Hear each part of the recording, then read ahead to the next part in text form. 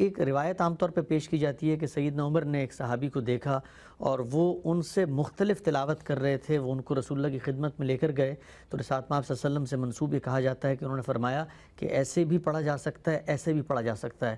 تو یہ جو بات کہی گئی ہے یہ کیا عرض اخیرہ کی اس حتمی جو قرأت اللہ تعالیٰ نے جو جبریل کے ذریعے پڑھائی ہے اس سے پہلے کی کوئی چیز ہے؟ ہمارے ہاں بہت سی اس طرح کی روایتیں ہیں جن میں لوگوں کو یہ باور کرانے کی کوشش کی ان منافقین نے جو ہمارے ہاں بہت بدقسمتی سے پھیلے ہوئے تھے کہ قرآن مجید محفوظ ہی نہیں رہا۔ اچھا، قرآن مجید کی کسی آیت کو فلاں بکری کھا گئی، فلاں موقع پر فلاں قرآن مجید کی آیت ضائع ہو گئی، فلاں آیت مل نہیں رہی تھی وہ دو ہی لوگوں کے پاس تھی۔ یہ قرآن کی تاریخ سے ناواقفیت کی بنیاد پر لوگوں کے ہاں قابل قبول ہو گئی، ان کی کوئی حیثیت نہیں ہے۔ خود سوچئے اس روایت کو ذرا ایک لمحے کے لیے کہ رسالت مآب صلی اللہ علیہ وسلم کے ساتھ سیدنا عمر کا کیا تعلق ہے۔ آپ جانتے ہیں کہ وہ مکے میں ایمان لائے، شب و روز کے ساتھی ہیں، رسالت مآب صلی اللہ علیہ وسلم کے ساتھ انہوں نے ہجرت کی ہے، ہجرت کے بعد وہ مدینہ آئے ہیں۔ جن صاحب کا اس روایت میں ذکر کیا جا رہا ہے وہ کون ہیں جو فتح مکہ کے بعد ایمان لائے ہیں؟ اب آپ اندازہ کیجئے کہ 8 ہجری میں فتح مکہ ہوئی ہے، رسالت مآب صلی اللہ علیہ وسلم اس کے 2 سال بعد دنیا سے رخصت ہو گئے ہیں۔ تو آپ باور کرتے ہیں اس بات کو کہ سیدنا عمر جیسے شخص کو 8 ہجری میں پہلی بار معلوم ہوا کہ قرآن کسی مختلف قرأت پر بھی پڑھا جا سکتا ہے، بہت اہم بات، اور وہ رسالت مآب صلی اللہ علیہ وسلم کے پاس ان کو لے کر گئے۔ تو یہ بالکل بے معنی باتیں ہیں، میں نے ان پر اپنی کتابوں میں تنقید کر دی ہے، یہ بتا دیا ہے کہ ان کی کوئی حیثیت نہیں ہے۔ اس طرح کے قصے، اس طرح کی کہانیاں یہ ہمارے ہاں بہت وضع ہوئیں، اور بدقسمتی سے بعض ایسی بھی ہیں جو محدثین کی تنقید سے بچ گئی ہیں۔ تو اس کا طریقہ یہ ہے کہ آپ جس طرح میں نے آپ کے سامنے یہ ساری تفصیل رکھی ہے اس کو خود قرآن کی روشنی میں سمجھیے۔ قرآن اللہ تعالیٰ نے خود جمع کیا، قرآن کو اللہ نے خود ترتیب دی، قرآن اللہ تعالیٰ کی طرف سے پڑھ کر سنایا گیا۔ قرآن مجید کو کبھی اس کی احتیاج ہی نہیں ہوئی کہ اس کا کوئی ایک نسخہ بنایا جائے اور وہ کسی عجائب گھر میں رکھا جائے اور لوگ وہاں جا کے اس کا مقابلہ کر لیں، اس وقت بھی موجود نہیں ہے۔ چیلنج کے ساتھ کہا جا سکتا ہے، کوئی آدمی بتا سکتا ہے کہ رسالت مآب صلی اللہ علیہ وسلم کا نسخہ ہے کہیں؟ ابو بکر صدیق کا نسخہ ہے کہیں؟ یعنی در حقیقت مسلمانوں نے یہ معاملہ ہی نہیں کیا۔ قرآن مجید کو مسلمانوں نے اپنے سینوں اور سفینوں میں محفوظ کیا ہے، اور وہ یاد کرنے والوں نے یاد کر کے آگے منتقل کیا ہے، لکھنے والوں نے لکھ کر منتقل کیا ہے۔ اس میں اس کی گنجائش ہی نہیں چھوڑی گئی کہ آپ کسی نسخے میں کوئی تغیر و تبدل کر دیں، اس لیے کہ وہ ہر ایک کے پاس شائع و ضائع ہو گیا ہے، جس طرح اس وقت موجود ہے۔ لاکھوں کروڑوں کی تعداد میں قرآن چھاپا جاتا ہے، غلطی اب بھی ہوتی ہے، پڑھنے والے سے بھی ہوتی ہے، لکھنے والے سے بھی ہوتی ہے، پروف ریڈنگ میں بھی ہوتی ہے، لیکن مجال ہے کہ کسی ایک حرف کے معاملے میں کوئی تردد پیدا ہو جائے۔ اس کی وجہ کیا ہے؟ اس کی وجہ اس کا شیوع ہے، اس کا ہر جگہ موجود ہونا ہے۔ وہ میرے پاس بھی ہے، آپ کے پاس بھی ہے، ادنا درجے میں بھی اگر کوئی ایسی چیز ہوتی ہے تو فوراً اس کی اصلاح ہو جاتی ہے۔ تو اس طریقے سے ہوا۔ باقی تو میں نے آپ سے عرض کیا کہ میں یہاں چھیڑنا نہیں چاہتا، بہت سے قصے، بہت سی روایتیں پہلے دن سے قرآن ہدف رہا ہے، یعنی مدینے میں منافقین کا ہدف رہا، بعد میں جو لوگ مسلمان ہوئے، ظاہر ہے کہ اسلام کو ایک سیاسی غلبہ حاصل ہو گیا تھا، ان کی در اندازیوں کا ہدف رہا، اور وہ اس طرح کے قصے کہانیاں لوگوں میں سناتے رہے۔ آپ جانتے ہیں کہ قصے کہانیاں عام بھی ہو جاتے ہیں، ان کی علمی تنقید میں بھی بعض اوقات مشکل لوگوں کو پیش آتی ہے، لیکن علم کی دنیا اس بات سے واقف ہے کہ قرآن مجید پر اس طرح سے کوئی چیز بھی اثر انداز نہیں ہو سکتی، وہ ہمارے سینوں اور سفینوں کے ذریعے سے منتقل ہو رہا ہے۔ اس وقت بھی اگر کوئی جسارت کرنا چاہے گا تو اس کا کوئی امکان نہیں ہے کہ اس کی یہ جسارت کامیاب ہو۔ بالکل ٹھیک، ہم سبھی بالکل واضح بات ہے، اور یہ عملی حقیقت ہے کہ قرآن مجید کے معاملے میں پوری امت اتنی حساس ہے کہ اس کو نسل در نسل منتقل بھی کر رہی ہے، اور اس کے متن کے اوپر اور اس کی قرأت کے اوپر بھی ان کا بہت اہتمام ہے۔ ایک سوال ذہن میں آتا ہے، وہ یہ کہ آپ نے فرمایا کہ عرض اخیرہ کی قرأت ہے، پوری دنیا میں رائج ہے۔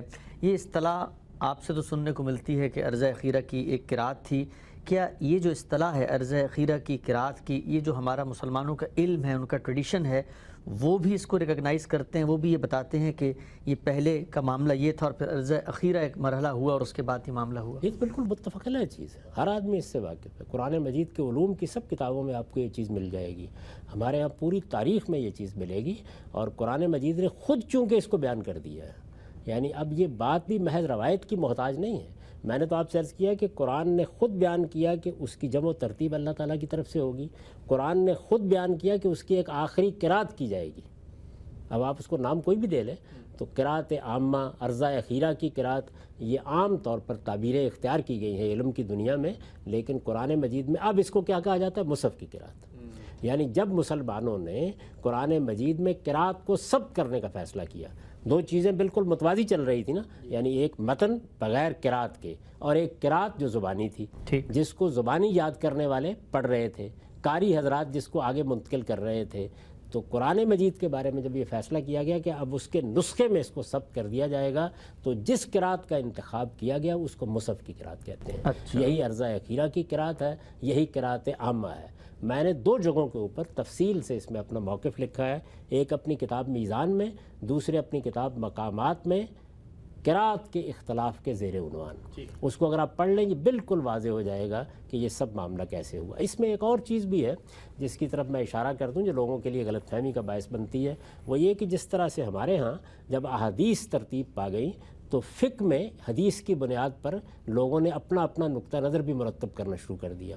تو ایک وقت ایسا بھی آیا کہ بعض لوگ پیدا ہوئے جنہوں نے رسالت مآب صلی اللہ علیہ وسلم کے صحابہ سے جو اس طرح کی مختلف روایتیں ملیں ان میں سے انتخاب کر کے اپنی اپنی قرات بھی بنائی، جیسے نافع کی قرات ہے، جس طریقے سے ابن کثیر کی قرات ہے، حمزہ کی قرات ہے۔ تو اس طرح کی بعض قراتیں لوگوں نے بالکل اسی طرح ترتیب دے لی جیسے ابو حنیفہ کی فقہ ہے، جیسے شافعی کی فقہ ہے۔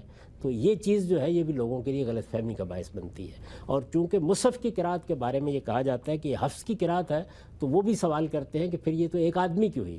تو اصل میں بات یہ ہے کہ قرات کے دو پہلو ہیں، ایک یہ ہے کہ قرآن کا متن کیسے منتقل کیا جا رہا ہے، اور ایک یہ کہ اس میں عربوں کا لہجہ منتقل کیا جا رہا ہے۔ تو یہ جو حفظ کی قرات کہا جاتا ہے تو اس کا مطلب ہے کہ عربوں کے لہجے کو حفظ نے منتقل کیا ہے۔ یہ وہ چیز ہے کہ جو بالکل طالب علموں کی ضرورت ہے، جیسے آپ کہتے ہیں کہ انگریزی زبان کو آپ انگریزوں کے لہجے میں بولیے، یہ کوئی لازمی حصہ نہیں ہے، اس سے کوئی تبدیلی نہیں آتی، اس سے کوئی مفہوم میں فرق نہیں پڑتا، یہ صرف بولنے کا طریقہ ہے۔ آپ جانتے ہیں کہ امریکی اور طریقے سے انگریزی بولتے ہیں، اسی طریقے سے برطانوی اور طریقے سے بولتے ہیں، انڈین انگلش کا بالکل اپنا ایک ایکسنٹ ہے۔ فارسی زبان کو دیکھیے، وہ تاجکستان کے لوگ بالکل اور طریقے سے بولتے ہیں، ایران کے لوگ اور طریقے سے بولتے ہیں، افغانستان کے شمالی حصے کے لوگ اور طریقے سے بولتے ہیں۔ تو یہ وہ چیز ہے کہ جس کو یہ قاری حضرات منتقل کر رہے تھے۔ اس میں بعض لوگوں نے اپنا اختیار بھی استعمال کیا، جیسے نافع نے، یا بعض لوگوں نے، حفص نے اس کو استعمال نہیں کیا۔ میں نے اس کی بھی پوری تاریخ قرات کے اختلاف کے زیر عنوان اپنے مضمون میں بیان کر دی ہے۔ وہ لوگ جو علمی طریقے سے اس کا مطالعہ کرنا چاہتے ہیں وہ میزان کا یہ حصہ بھی پڑھ لیں اصول و مبادی میں، اور اس مضمون کو بھی پڑھ لیں۔ خلاصہ اس کا یہی ہے کہ صحابہ کرام نے اس کو بالاجماع اپنے تواتر کے ساتھ منتقل کیا ہے، وہی قرات مصحف میں ثبت کی گئی ہے، یہ عرضہ اخیرہ کی قرات ہے، یہی قرآن مجید ہے۔ اس کے سوا کسی چیز کو بھی یہ حیثیت حاصل نہیں کہ اس کو قرآن کی حیثیت سے پیش کیا جائے۔ البتہ جو مختلف ریڈنگز کہیے یا قراتیں کہیے صحابہ کرام کی روایت سے ہیں، وہ سب ہمارے ہاں محفوظ ہیں، سب کتابوں میں لکھی ہوئی موجود ہے۔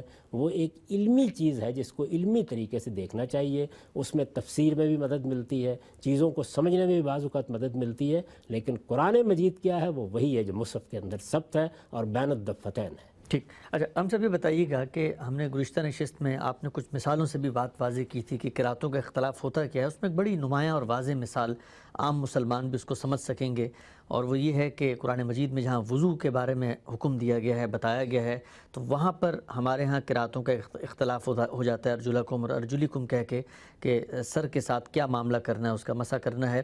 تو میرا سوال آپ سے یہ ہے کہ جس وقت مسلمانوں نے عرض اخیرہ کی اس قرات کو اپنایا، لیکن اب ایک عام مسلمان کے سامنے یہ مشکل پیش آ گئی کہ اس کے سامنے یہ پرانی قرات بھی موجود ہے، تو کیا خود قرآن مجید کی زبان، اس کا داخلی نظم بھی یہ فیصلہ کر سکتا ہے کہ اس وقت عرض اخیرہ کی قرات کون سی ہے اور پرانی قرات کون سی تھی؟ اس میں ایک لفظ کی تصحیح کر دوں، اپنایا نہیں بلکہ جو اللہ تعالیٰ نے قرات کی، جو جبریل امین نے کی، مسلمان پابند تھے کہ اسی کو آگے منتقل ٹھیک ٹھیک ٹھیک ٹھیک۔ قرآن مجید کے الفاظ ہیں فَإِذَا قَرَأْنَاهُ فَاتَّبِعْ قُرْآنَهُ، جب ہم یہ دوبارہ پڑھیں گے اور اس کی آخری قرات کریں گے تو اس کی آپ کو پیروی کرنی ہے۔ اللہ تعالیٰ نے حکم دیا ہے اس کا۔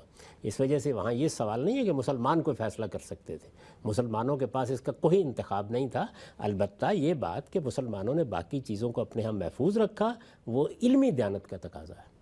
اصل میں لوگ اگر فتنہ پردازی نہ کرنا چاہیں اور علمی طریقے سے اس معاملے کو سمجھنا چاہیں تو ادنا تردد بھی نہیں ہوتا. گویا ایک ایک لفظ جو رسالت میں آپ صلی اللہ علیہ وسلم کی زبان سے کسی وقت ادا ہوا، اگر کسی صحابی کے پاس وہ موجود تھا تو اس نے آگے منتقل کر دیا. ٹھیک. اور اس نے منتقل کیا تو آگے کے لوگوں نے بھی اس کو اپنے ہاں ثبت کر لیا ہے. اس کا پورا تاریخی ریکارڈ ہمارے پاس حدیث کی کتابوں میں، قرات کی کتابوں میں، علوم القرآن کی کتابوں میں آپ کو مل جاتا ہے. بلکہ اب تو بعض اوقات مصحف کو لے کر اس کے حاشیے پر بھی بیان کر دیا جاتا ہے تاکہ وہ تاریخی ریکارڈ محفوظ رہے. باقی جہاں تک اللہ کی کتاب کا تعلق ہے، اس کی یہ قرات اللہ تعالیٰ کی طرف سے کی گئی ہے، اس میں مسلمانوں کے پاس کوئی انتخاب نہیں. وہ اسی کو لے کر آگے چلیں گے، اسی کی بنیاد پر استدلال کریں گے، یہی فیصلہ کن ہوگی. بحث کہاں سے پیدا ہوئی تھی کہ قرآن مجید اپنے بارے میں یہ کہتا ہے کہ وہ میزان ہے، وہ فرقان ہے، اور وہ فیصلہ کرے گا جب کوئی اختلافات پیدا ہو جائیں گے. تو فیصلہ کن حیثیت اس کی ہے. ٹھیک. اس کے سوا باقی چیزیں آپ علمی طریقے سے زیر بحث لائیں، کسی سے استدلال کر لیں، کہیں تفہیم میں مدد لے لیں، کسی موقع پر تفسیری لحاظ سے دیکھ لیں. اور میں آپ سے عرض کرتا ہوں کہ یہ تو اس کا موقع نہیں ہے. ظاہر ہے کہ یہاں علمی گفتگو نہیں کی جا سکتی اس طرح سے بہت تفصیل کے ساتھ. یعنی بے شمار لوگوں نے بعد میں یہ بھی کیا کہ وہ کسی آیت کی تفسیر کرنا چاہتے تھے یا سمجھانا چاہتے تھے تو اس کو بھی ایک دوسرے طریقے سے پڑھ کر سمجھا دیتے تھے. یعنی مثال کے طور پر اگر کسی جگہ قرآن مجید نے یہ کہا ہے کہ عذاب علیم ما کانوا یکذبون، کہ ان لوگوں کے لیے دردناک عذاب ہے اس لیے کہ یہ جھوٹ بولتے ہیں، تو وہ جھوٹ تھا کیا؟ وہ اصل میں رسالت میں آپ صلی اللہ علیہ وسلم کو جھٹلانے کی بنیاد پر جھوٹ بولا جا رہا تھا. ٹھیک. تو بعض لوگوں نے یہ کہا کہ اس کو ہم یکذبون بھی پڑھ سکتے ہیں. اچھا. تو یہ گویا قرات کر کے تفسیر کرنے کا طریقہ تھا جو اختیار کیا گیا. اس کو بھی سمجھنے میں لوگوں کو بعض موقعوں پر غلطی ہوئی. تو میں یہ عرض کر رہا تھا کہ قرآن مجید کے متن میں یہ کمال اور اعجاز ہے کہ جہاں کہیں معنی پر کوئی چیز اثر انداز ہو سکتی ہے، وہاں قرآن کا داخلی مطالعہ بھی اس کو اگل کے پھینک دیتا ہے. اچھا. یعنی وہ جو قرآن مجید نے اپنے بارے میں یہ کہا ہے کہ لا یاتی الباطل من بین یدیہ ولا من خلفہ، نہ اس کے آگے سے کوئی باطل اس میں داخل ہو سکتا ہے نہ پیچھے سے داخل ہو سکتا ہے. تو اگر آپ کسی غلط چیز کو اس میں داخل کرنا چاہیں گے اور وہ اس کے مضمون پر، اس کے مدعا پر اثر انداز ہو رہی ہوگی تو وہاں وہ قرائن موجود ہوں گے کہ جو اس کو رد کر دیں گے. ٹھیک. تو جس کی آپ نے مثال دی، آپ دیکھیے کہ وہاں پر اگر آپ مسا مراد لے لیں تو اگلا ٹکڑا جو آیت کا وہ بےمانی ہو جاتا ہے. اچھا. وہ کیسے؟ اگلا ٹکڑا کیا ہے کہ اس میں یہ بیان کیا گیا ہے کہ تم اپنے ہاتھوں کو دو گے الی الکعبین، کوہنیوں تک.